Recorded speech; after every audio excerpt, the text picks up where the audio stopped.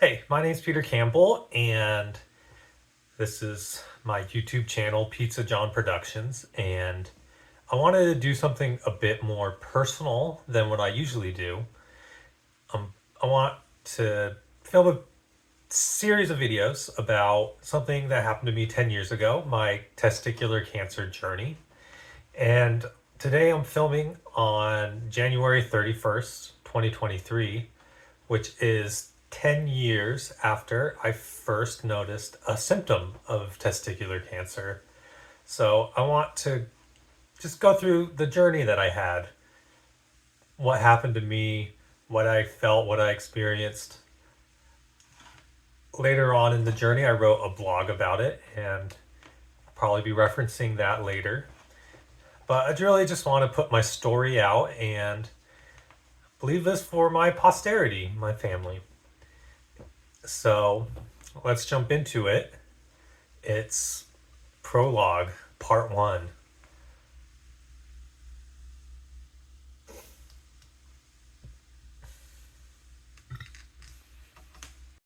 So this, like I said, it all begins on New Year's Eve 2013.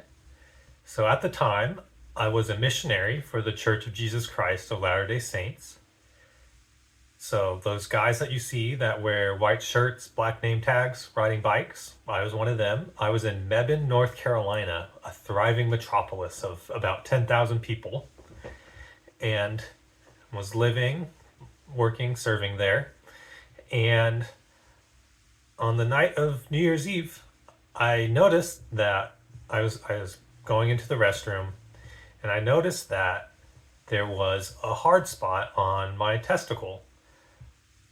And I'd never checked my testicles before, so it's really important that you regularly check them so you know what they feel like. So I thought it was just normal. It was hard. It kind of hurt when I touched it, but you know, testicles kind of hurt when you touch them. So I didn't think anything of it. And so did what missionaries did. We planned for the day, for our next day, New Year's Day, and we had a bottle of Martinelli's soda, Elder Stratton Wolf and I, and we shook it and sprayed it all over our car. We didn't mean to spray it on our car, but we did, and that was really cool because I'd never seen it done before. So we shook it and sprayed it, and the next morning we woke up and it had frozen our car doors shut. So we had to pour kind of warm water on the doors to melt the water, and it was sticky for a very long time after. So yeah, that was the beginning. Just I felt a hard spot that was kind of tender. I thought nothing of it. But in the next week, I started to get other symptoms, and it's just, when I was riding my bike, it would hurt. It never hurt before then. I'd been riding my bike for 15, 16 months and never felt like that before. So I started to get a little concerned. And then I noticed that my testicle started swelling, which was very odd because I'd never had that happen before either. So I decided I needed to do something about it. And I needed to call a medical person related to our mission. So I was serving in Eastern North Carolina with about 200 other missionaries, and we have a mission president who is in charge of the missionaries. He was President Bernheisel. He was an older man, more experienced. So I didn't want to call our nurse because it had to deal with my testicle, and I was more embarrassed about my body and body functions back then, which would soon end with what I'd have to go through within the next few months. So I called my mission president, President Bernheisel, and the apartment complex we lived in had almost no service, and we had cell phones.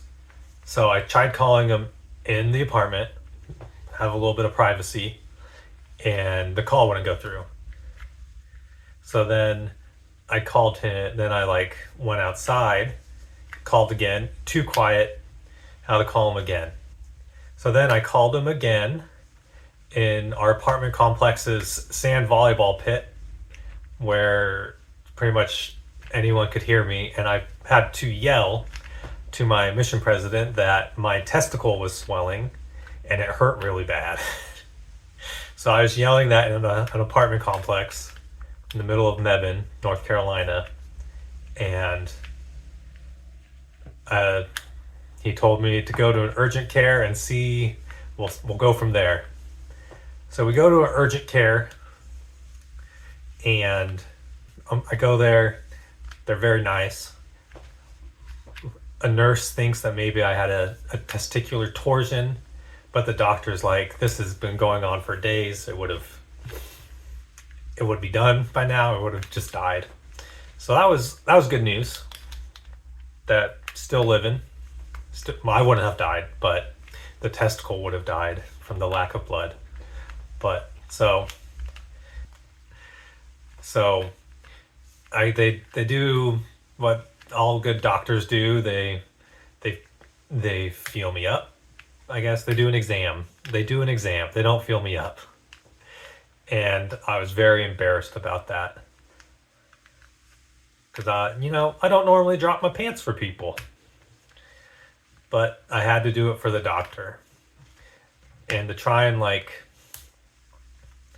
disassociate myself from the situation, I stared at the magazine rack, and just so happens Adam Levine of Maroon 5 had won the Sexiest Man of the Year award. So I stared at a picture of him, and yeah, so the doctor thought I potentially had an infection.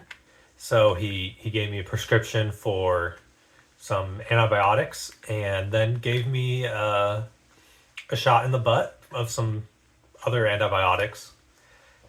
And I think I also got some pain pills. No, maybe not, because I don't remember taking opioids or anything. So yeah, this is the beginning of 2014. Yeah, we're in the middle of it. Yeah, this is so I went to the urgent care about probably the 15th of the month. 15th, 16th. So they give me the antibiotics, tell me to come back in a week and go from there. So I take the antibiotics.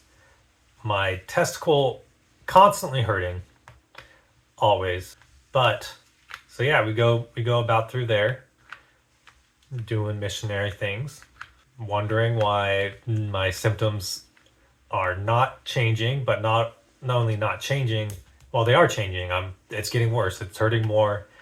It's swelling hugely, like bigger and bigger every day. It's crazy how much bigger it got on a daily basis. Like compared from like just a hard spot on New Year's Eve till January 15th, 2014, got 25% larger. And then a week later, I go to the urgent care again. We go through the whole rigmarole again. Get an exam. They're like, this is very suspicious. We need to take another look. We need to not take another look, but a deeper look. So they tell me I need to go to the hospital in, I think, Burlington, North Carolina, which is outside of my mission, which I'm not allowed to go outside of my mission without permission because I need to get an ultrasound. And so we, luckily, at the last minute, our mission president answers the phone, gives permission, because I was a very strict rule follower, and I would follow the rules rather than take care of myself, which something I learned. Probably should have taken care of myself instead of being strictly obedient sometimes. So yeah, we went to the hospital. I got an ultrasound. So that's something not even my wife has gotten before. But yeah, I got an ultrasound on my testicle, which was very uncomfortable. But they had a copy of Cat Fancy magazine in the waiting room, which was fun to see. So yeah, I got the ultrasound and they told me to just wait because they're going to have a radiologist read it right away. So the radiologist reads it and they're like, "Hey bud, can you sit down? We got some news for you." And I'm like, "Is it a boy?" Well, my companion, Elder Wolf, dared me to say, "Is it a boy or a girl?" And I did. I told the radiologist, I'm like, "Well, is it a boy or a girl, doc?" And they're like, "Ha ha ha, ha. I'm glad you have good humor right now because well, they told me it was a tumor, and then I said, "Is it a boy or a girl tumor?" And they're like, "Oh, I needed some of that because this is some heavy stuff." So yeah, that's when I learned I had a tumor in my testicle. But we didn't know what type of tumor, if it was cancerous or not. Having a tumor in my testicle and not knowing what was going to happen next. Luckily, I got a referral soon after to Duke University, and that's where the story will pick up again in the prologue, part 2. So, thanks for watching and putting up with my not so great storytelling.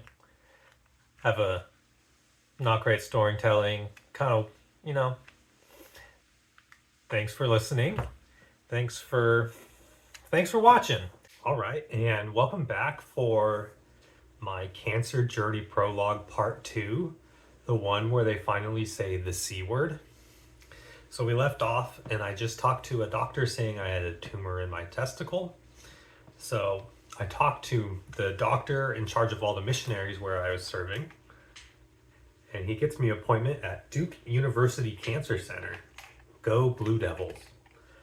So a day or two after my ultrasound, I go there, and I'm there.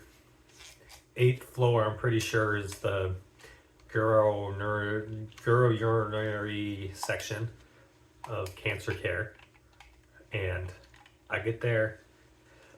They give you a buzzer like the ones at Cheesecake Factory.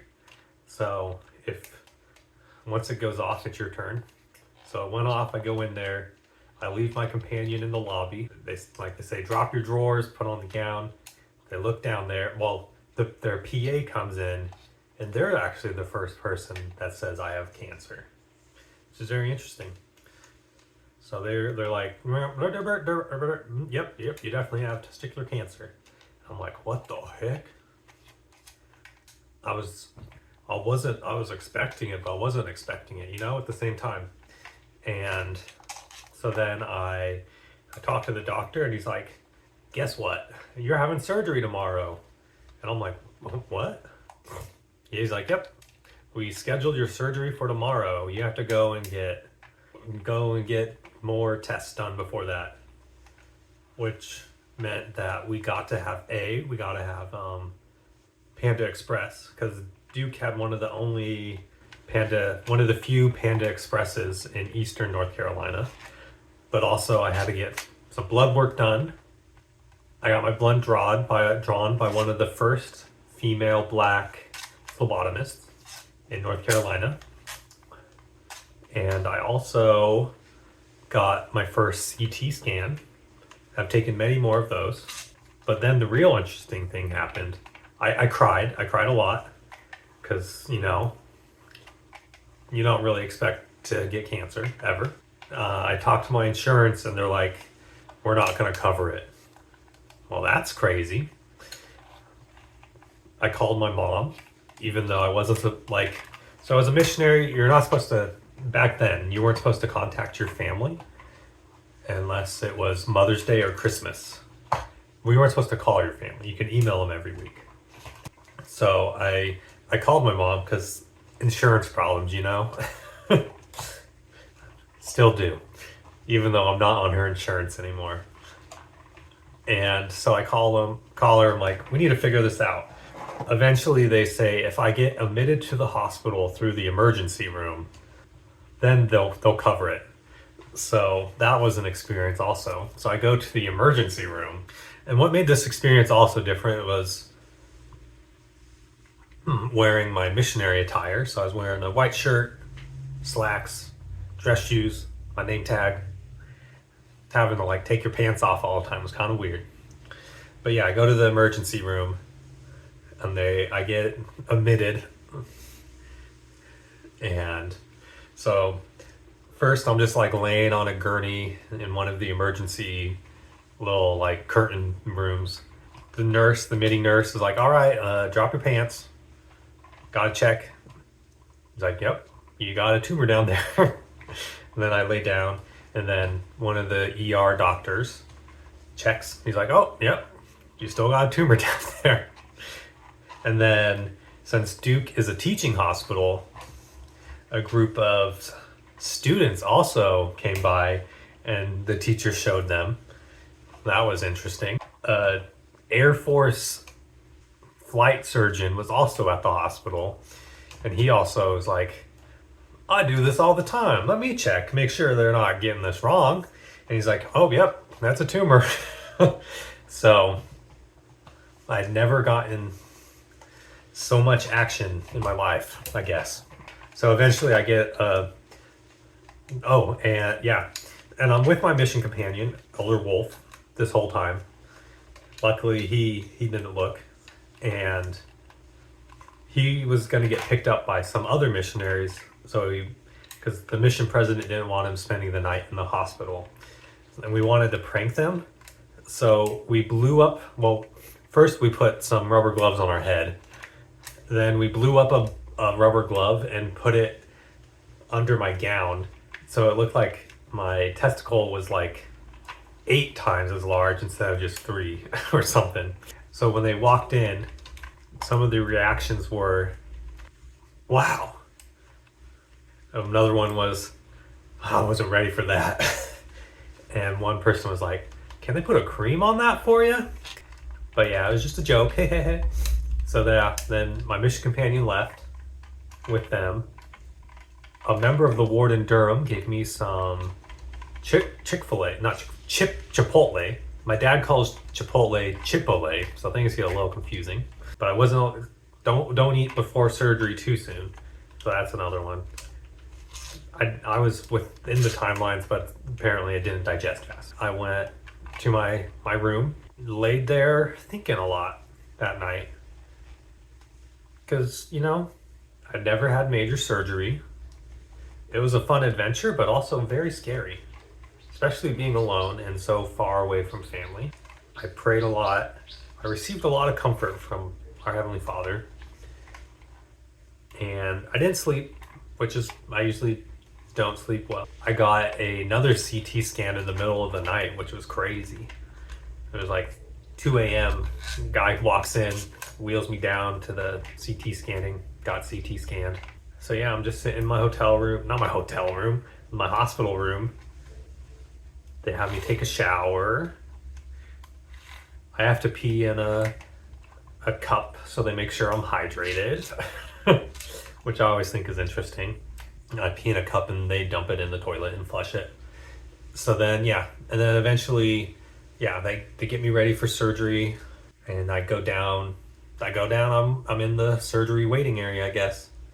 And I have probably the biggest panic attack of my life, because I just talked to the anesthetist, anesthesiologist, and I had to sign the papers saying I'm okay with it. And then I learned that you can just die from, it's very, very, very rare, but like you can just not wake up from being put to sleep for surgery. And that really scared me. And yeah, that was really scary. I was very, very scared. I had a panic attack. It was like one of the darkest points of my entire life, even today. and two angels came, my mission companion, Elder Wolf, and a member of our ward, Sister Smith, who is an angel. They're both angels. They came and I felt so much better. And I'm very grateful for them, even if I don't show it well. And then, yeah, we made jokes, we laughed.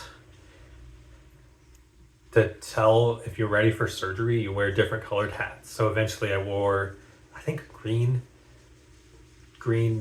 fiber hat thing. Boom, went into surgery, got put to sleep. Yeah.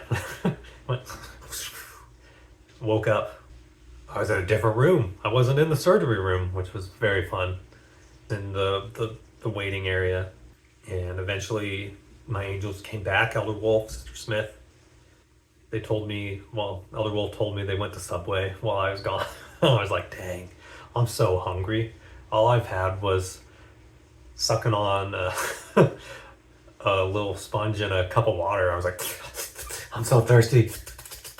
Give me water. Because I drink a lot of water. So not being able to drink water was really hard. Hernia surgery, they kind of do this similar thing by going like, they remove it through your intestine. So they kind of like patch it up that way. So you're not allowed to lift heavy things more than 5 pounds for 6 weeks. And so that's hard because as a missionary, you kind of do things. So that was an issue. That was a struggle. That was going to be a struggle because the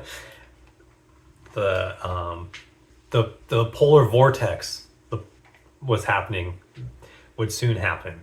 So we got a ton of snow also very soon after. So yeah, I'm not allowed to lift things. So I take it easy a few days, but then we start getting back into missionary work, sharing our testimony of the restored gospel of Jesus Christ, going around Mebane, North Carolina.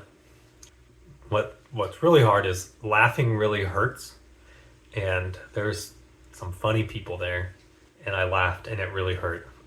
I remember that. I remember, yeah, sitting hurt, everything kind of hurt. That was what you expect. You only got one testicle, got a hole in your body that's healing. What do you expect? Yeah, so yeah, my surgery was on January 31st. So yeah, like I said, it's the 10-year thing. That's January 31st, 2024, which is 2 weeks away from my birthday. Plans are made for me because so they had to do a biopsy on the tumor, so they know like what they're dealing with. I still don't know.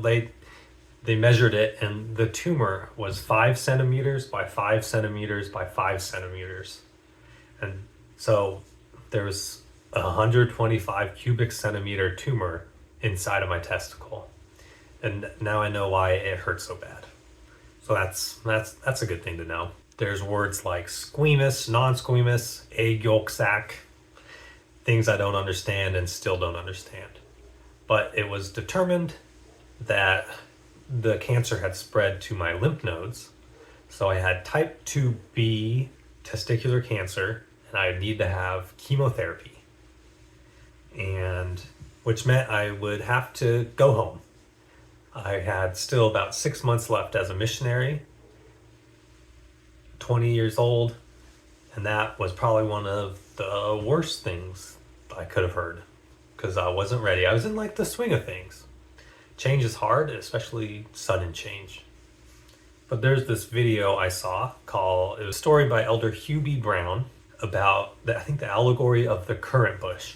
I will share the link here.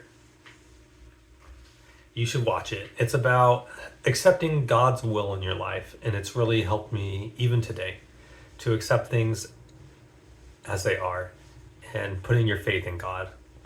And I really promote that. So I learned I'd have to go home. So plans were made for that. Elder Wolf started training a new missionary. So we were a a triplet, 3 missionaries together. I got really chunky about going home too, because there was a giant snowstorm where I could not help shovel snow, so I made my companions do it. We were in Hillsborough, North Carolina, in a line of cars at the bottom of a hill, and to get everyone through it, my companions helped people push cars, and I just pretended to push cars because I could not do that, or I would rip open my stitches. So that was interesting. It was very cold, and our car got stuck, which was kind of scary. Eventually, it was time to go home. I got picked up by some missionaries to go to the airport and started flying home. Met some nice people. Met a man from Roswell, New Mexico, a computer programmer there. Had great conversations with him on the flight, and then eventually made it to Lodi. My parents picked me up from the airport, cried with my parents a little bit, and we made it back to Lodi, California. So I guess that's the end of my prologue for my cancer journey, because that's when it really begins, is the chemotherapy. And that's a tough thing. But thanks for watching part 1 and part 2. And if I can say anything, just find your faith and hold to it, because that's one of the few things that you can stick with. And thanks for watching. And please let me know of any ways I can improve, any questions you have. And always oh, thanks, Mariah. And please let me know if any questions, comments, concerns. And just remember that you have worth, people love you, God loves you, and you're great. Thank you.